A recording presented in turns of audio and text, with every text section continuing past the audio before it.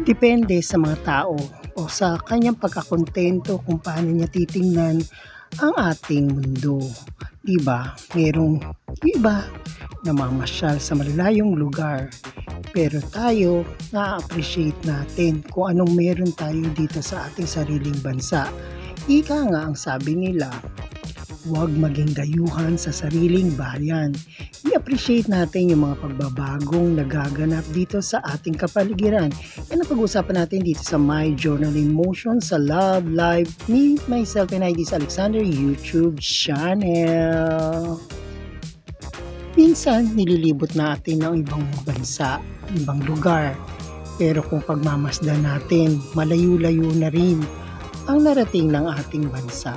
Maraming pagbabago, lalong-lalo na dito sa Metro Manila. Minsan na-appreciate natin ang ibang lugar, ang ibang bansa, pero ang ating sariling bayan na ating kinalakihan ay minsan ay ating natatalikdan, minsan hindi natin ito napapansin. Dahil nga sa tinatawag nating sosyalismo sa ating bansa. Na-appreciate natin ang ibang bansa dahil dito nagiging sosyal na daw tayo o malayo na rin ang ating narating. Hindi naman natin sila masisisi kasi meron naman silang tinatawag na sariling mga desisyon sa buhay o yung ikagaganda ng kanilang paningin o ng kanilang kalooban kasi nga narating nila yung ibang lugar na kanilang ninanais. Hindi ba't ganun din naman tayo? Lahat naman tayo nais nating matikman o maranasan ang makapaglayag o makapagpamamasyal sa iba't ibang lugar ng mundo. Hindi ba't magandang pasyalan din ang mga gusto nating mga lugar na pasyalan? Pero syempre, dito sa ating bayan, ma-appreciate din natin ang mga malaking pagbabago. Kung ating pagmamasdan at ating pakikiramdaman ang mga pagbabagong ito sa ating bayan. At syempre, nakadepende ito kung paano natin i-appreciate sa mga simpleng bagay sa buhay natin ito. Meron naman mga taong simpleng bagay lang naman ang kanilang hangad. Hindi yung mga malalaking bagay. Kasi depende yan sa tao. Yung mga taong talagang ina-admire nila yung ibang lugar. Kasi nga, pinapangarap nilang mapasyalan ito. Kesa mapansin ang ating sariling kapaligiran dito sa ating bansang Pilipinas. Pero syempre, ika nga, huwag tayong maging dayuhan sa sariling bayan. I-appreciate natin ang mga pagbabago na nangyayari sa ating kapaligiran. Tulad dito sa Metro Manila, dito sa bagong tinatayo o yung nire-rehabilitation nila dito sa Ilog Pasig sa Metro Manila na malaki na rin ang pagbabago. At bagong nire-rehab nilang lugar dito sa Esplanade de Manila. Kasi makikita natin na kinukumpuni, nilalagyan ng magandang dekorasyon, ilaw sa gabi. Kaya dapat natin i-appreciate ang mga bunting pagbabago sa ating bansang Pilipinas. Kasi tayo lang ng mga Pilipino ang makaka-appreciate nito bago pa ma-appreciate ng mga ibang lahi o yung mga ibang mga foreign people. Sa buhay, kung mananatili kang simple, ma-appreciate mo ang mga munting bagay na nakapaligid sa ating mga kapaligiran. Hindi ba't masayang ma-appreciate natin ito? Lalo na kung kasama natin ang mga mahal sa buhay at mga ating fur baby. Hindi ba't ang sarap nating damhin ang ating pang-araw-araw na pamamasyal? Hindi ba't maganda natin kasama natin silang i-appreciate ang ganda ng kapaligiran, mga nagbabagong kapaligiran dito sa ating bansa.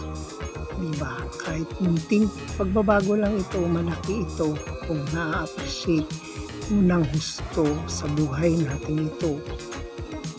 Parati natin pagkakatandaan, kanya-kanya tayo ng mga ninanais na mapuntahan. Kahit simpleng bagay, kung ito'y kinalulugdan ng iyong sarili o yung magiging masaya ka sa pagpunta rito, malaking bagay na rin ito. Parang napasyalan mo na rin ang mga iba't ibang lugar sa mga malalaking bansang tinatawag natin mga tourist destination. Dito sa ating bansang Pilipinas, marami rin naman tayong mga tourist destination na pwede nating i-appreciate sa pang-araw-araw nating buhay. Kasi hindi ba't maging magandang maging simple ka lang sa buhay para lalo mo makikita ang magandang nangyayari sa ating kapaligiran. Kaya kayo gumawa na rin kayo ng kwento ng inyong pamamasyal, pag-appreciate natin dito sa bansang Pilipinas. Pasyalan natin mga bagay na gusto rin natin puntahan dito. Simple man to, magiging malaki rin to para sa atin. Lalo na kung ito'y babalik-balikan natin sa ating mga nakaraang buhay, diba? Sabi nga natin magawa tayo ng maraming memories na ating ilulook back sa pagdating ng panahon. Simple man ito o malaki, diba? Ang sarap damhin o balik-balikan ang mga nakalipas dahil ang ngayon ay magiging kahapon. Gumawa tayo na magiging masaya tayo sa ngayon sa mga simpleng bagay na ating mararating para babalikan natin ito sa kahapon. Kahit simpleng pamamasyal lang ito, parati nating ilagalagay sa ating memory lane ang ating pamamasyal kasama together ang ating mga mahal sa buhay at ang ating fur babies.